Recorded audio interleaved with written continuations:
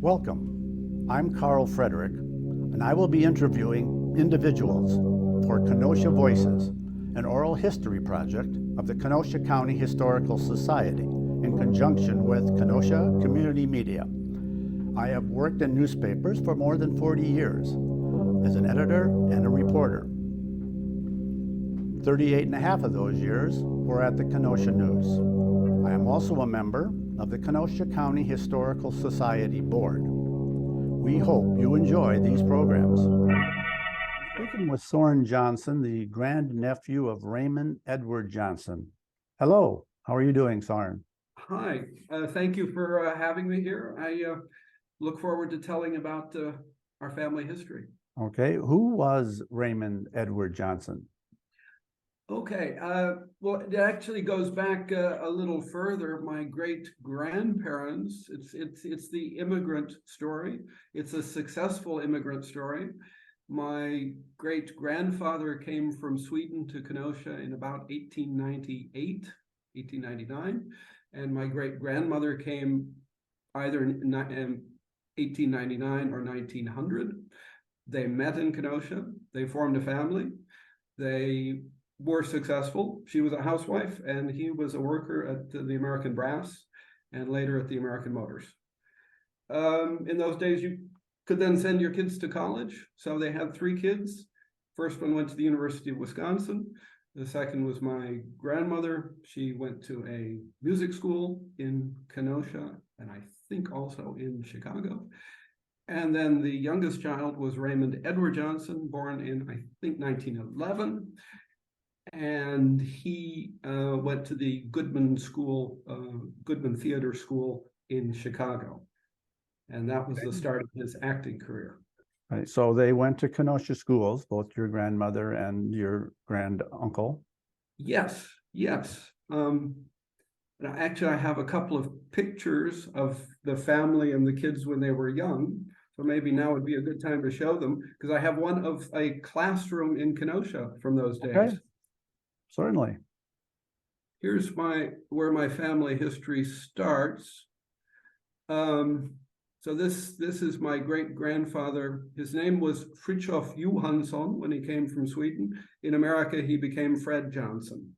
And this is his wife, Esther Redane, Esther Johnson. And this is their picture taken in Kenosha, Wisconsin, I think it says.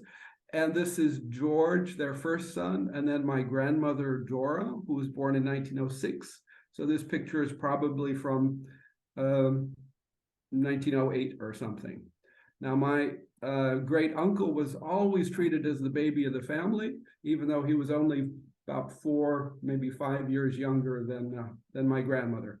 But so I think he was probably a little spoiled as a kid, and maybe that helped in his acting career. Here's the first picture I can find. This is George, the older brother, and this is Raymond Edward Johnson at maybe age of 5. So maybe this is 1916, 1917. And they went to Kenosha schools. And here's a picture that on the back it says, this is our class in 1919 summer. And I can see this girl here, the second in the row, is my grandmother. So that would mean she would be 13. So this is probably 7th or 8th grade. Okay. And interestingly enough, when I brought pictures down, I had some other pictures of classrooms where I didn't recognize anyone that I gave to John Martin at the Kenosha Historical Museum. And he said, oh, they all look the same because there was a boom in population at this time, and there were some sort of prefab schools. So this is apparently one of these temporary prefab schools from late right after the First World War, I guess. Anyway, I think that's pretty interesting. Obviously, the schools in Kenosha were good because all 3 of the kids went on to further education. Okay, so after high school then, your grandmother went to, you said, a music education school? She went to something called the Congdon School of Music, which was a private school, I think, in Kenosha. Had a certificate as a music teacher. And it's sort of unclear how it happened, but she taught some music lessons. She was living in Chicago and got asked to come to an audition in 1933 and had no idea. And she got offered a role in the Ma Perkins show, which was one of the longest running soap operas on radio. And so she started working on that show in 1933. Apparently in 1933. And what was her role? She was Ma Perkins. It was a soap opera, came on every day or 5 days a week. And it was about some little village in the middle of the Midwest in Minnesota or something. And there were always family problems. And Ma Perkins was the mom, and there were two daughters, one played by Rita Ascott, who later became a film star, I believe, and or film actress, and my grandmother, who played the other daughter, Evie. So she played the second daughter, who had a heart of gold, but was always getting into mix-ups. Okay. And so how long did she play that role? Apparently for 11 years. I had no idea that. I have a couple, let's see if I can share this. Here is a picture of from the newspaper. My grandmother had some clippings, and it was called One of the First Families of Radio. And here, this is Virginia Payne, who played Ma Perkins in the middle, my grandmother on the left, and then this was Rita Ascott, who played the other daughter. Here, she had quite a few clippings. It apparently was a very popular show. It was, and I think it was NBC, and it was called Oxydol's Own Ma Perkins, and Oxydol was a soap. So it's a soap opera. It was paid for by Oxydol, this soap. All right, so you say she played that role for 11 years. And why did she stop? That's a good question. The radio business moved to New York in the 1940s. So she was asked by the organizers, and especially her good friend Virginia Payne, who was Ma Perkins. She was asked to go to New York, but she didn't want to leave the Midwest. I think because her parents were getting older and she wanted to be close to home. Okay. And you said that, now this was a live program and she had to go to Chicago every day, or was she living there? She had an apartment in Chicago, okay. And she would come home on the weekends to Kenosha. All right. My father was quite young at the time, so he spent the weeks, he lived with his grandparents. Okay. And now Raymond, after high school, what did he do? So we have, family gets a little confusing. We have Raymond Edward Johnson, who went to the theater and became an actor. My father was also a Raymond Johnson, and he was raised by his grandparents and his mother when she came home, and then went to the University of Chicago.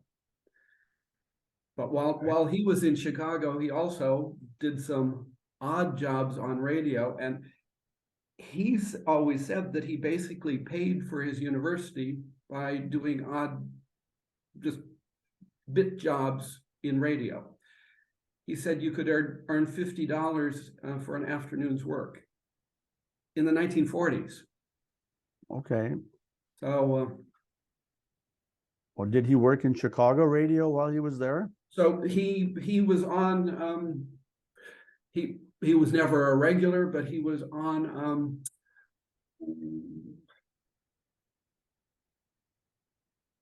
The Green Hornet. He had a couple of bit parts on the Green Hornet.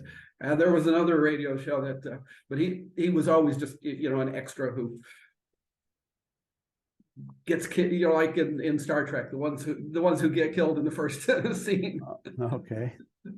So. Okay, so when did he get his first big break in radio? So let's go back. Raymond Edward Johnson then.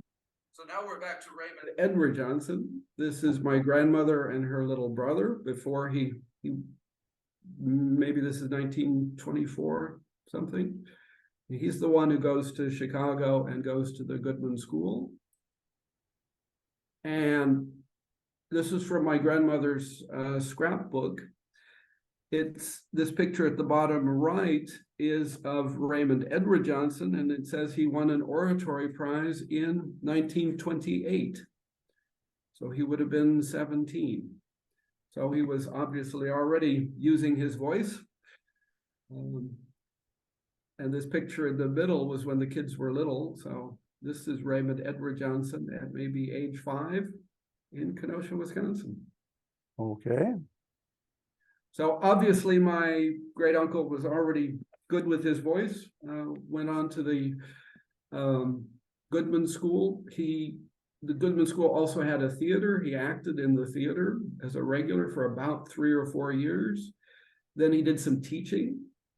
And according to information that was in the Kenosha News in 1975, one of his students was Carl Malden, who later became a quite famous actor.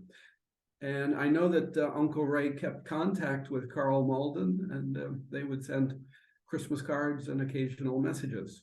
So, and what is Raymond Edward Johnson most remembered as? Okay, then he got all sorts of parts in radio, and he got started in, he was a scary, they started doing scary shows. He's most famous for a program called Inner Sanctum Mysteries, and he created a character, your host, Raymond. And there was a squeaky door. So it started with this squeaky door, and he'd say, are you ready to be scared? I don't think you can take this. It's going to be scary tonight.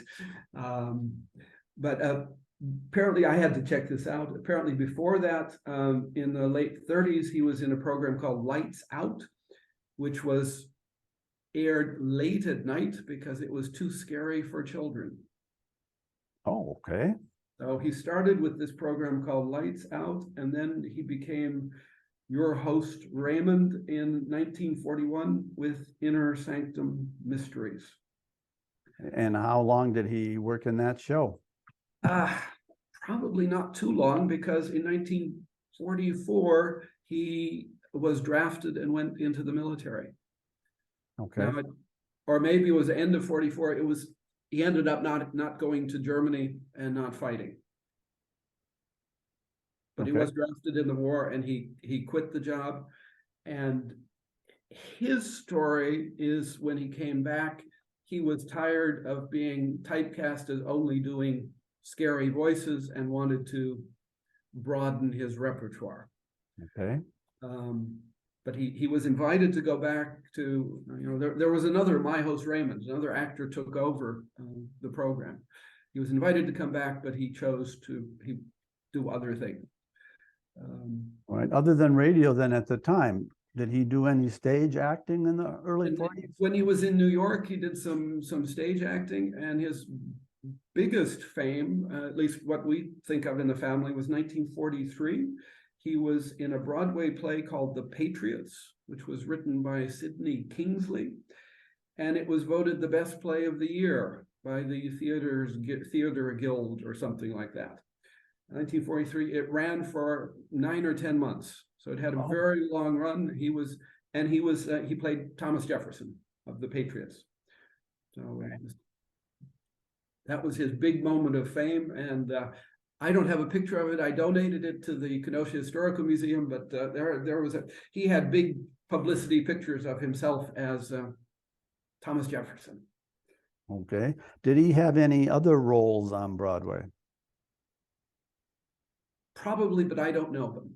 I honestly don't know that. I do know he did. That was when TV was starting, and he had some odd parts in TV. He played Alexander Graham Bell in a program about Alexander Graham Bell.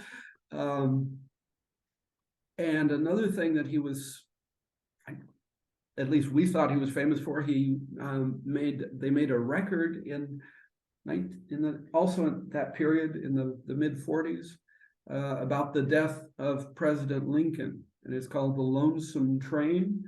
And Uncle Ray played his voice was the voice of Abraham Lincoln. So obviously he was known as the voice of famous people, Thomas Jefferson, Abraham Lincoln, and then later Alexander Graham Bell. Okay, and did he do other radio shows when he got out of the Army? I really don't know. I really don't know. Okay. His career very quickly took a nosedive because he was diagnosed with MS. And so he needed a cane, and later in life was totally handicapped.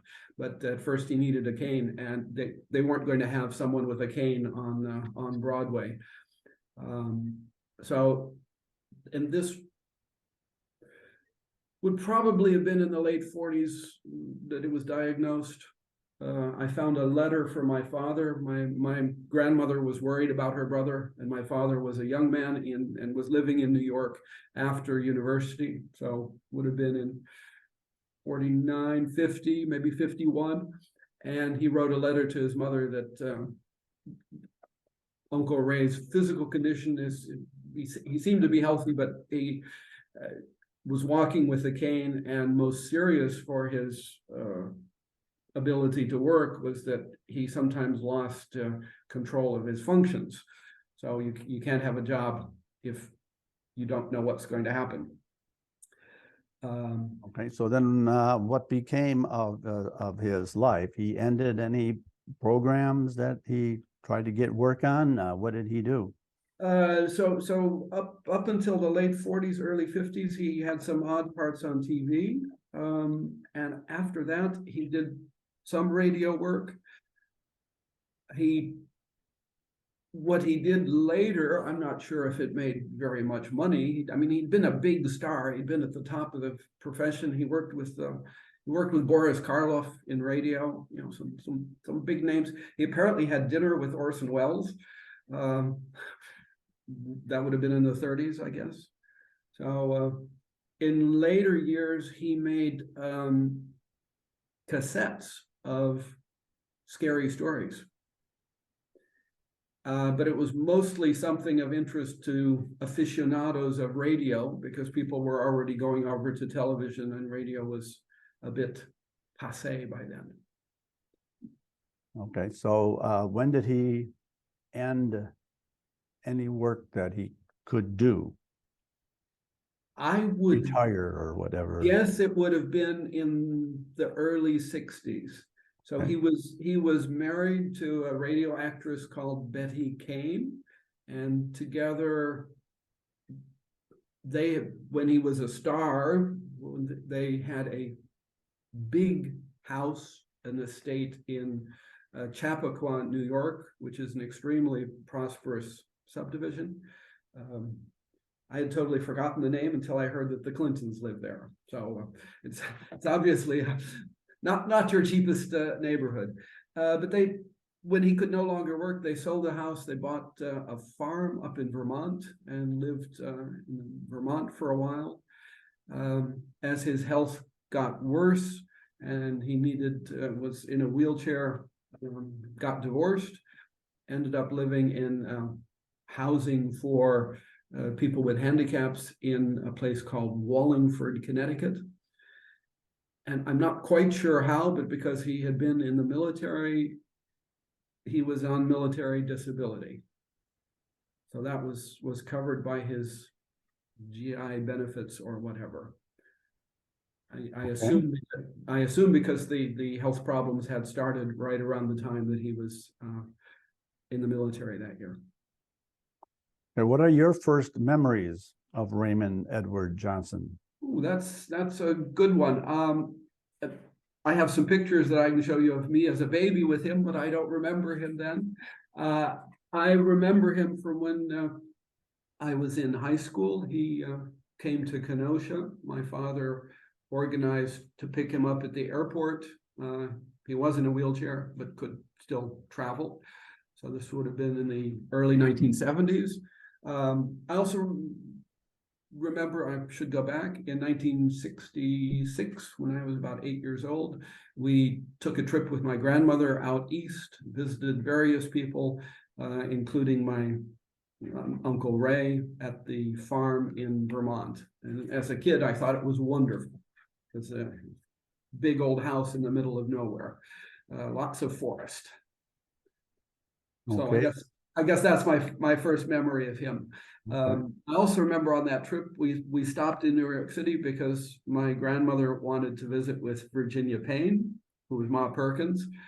I think Ma Perkins, yeah, the show had already stopped, so she was retired, but she had kept contact with my grandmother. Okay, how do you remember the Raymond's personality? It was clear he had been a big star because he could be a bit demanding. He told you what he wanted, but he was also, actually, he was very, he was never angry about his handicap. That was remarkable. And even in that letter that my father wrote in 1950 or 51, he talked about Uncle Ray's strong religious beliefs. And Uncle Ray was a follower of some televangelists that he would watch every day on television. He was extremely faithful. He always, whenever we talked on the phone, he would say, have you accepted Lord Jesus Christ as your savior, your personal savior? And I am religious, but a little less of that movement. So my father also would always say, God bless you, Uncle Ray. The Lord be with you. We didn't go along quite in the evangelical movement that he was involved in, but that obviously gave him a lot of strength all those years. Okay, and why did he always use his middle name? That's a good question. I think it was to distinguish himself, Raymond Edward Johnson. I noticed here on this newspaper as a kid, he was just Raymond Johnson. And interestingly enough, my father then was when he was at university and was doing bit parts in radio, he had to use a different name. So he called himself Raymond Johansson, so the original Swedish name, so that there would be no confusion of the famous actor and the college student. And did he remain popular even after he stopped working? That I don't know. I wanted to show you this. Here, I found this. This is my father's union card.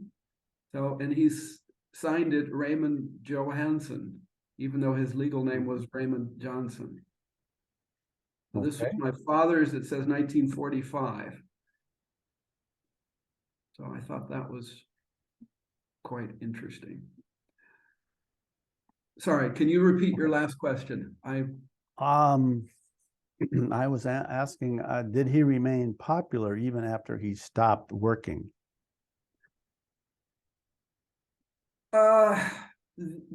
The people who liked old-time radio, there were many associations, and there was an organization called the Friends of Old Time Radio, and they organized an annual convention. And even though he was in a wheelchair and even later more or less bedridden, he would go to those conventions and he lapped up the attention. So my grandmother was often invited too, partly because she'd been a star, but also she would then help my Uncle Ray with the wheelchair and all those things. Okay. And any other memories or events you'd like to share regarding your granduncle?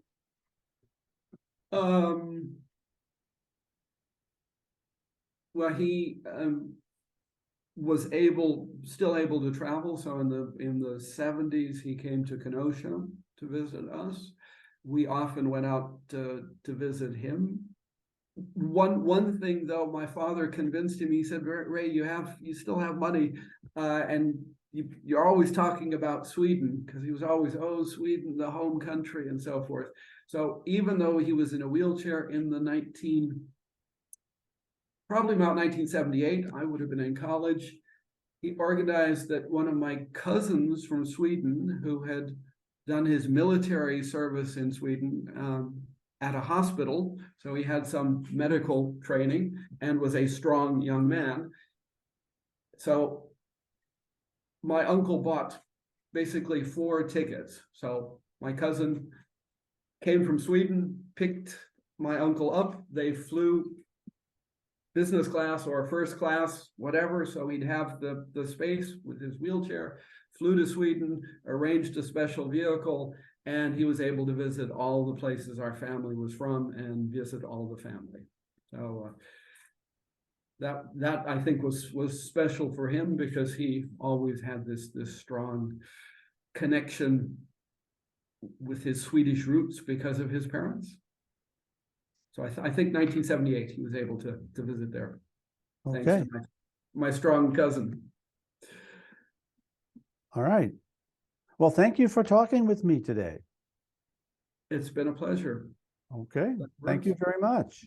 My pleasure. Nice talking to you. All right.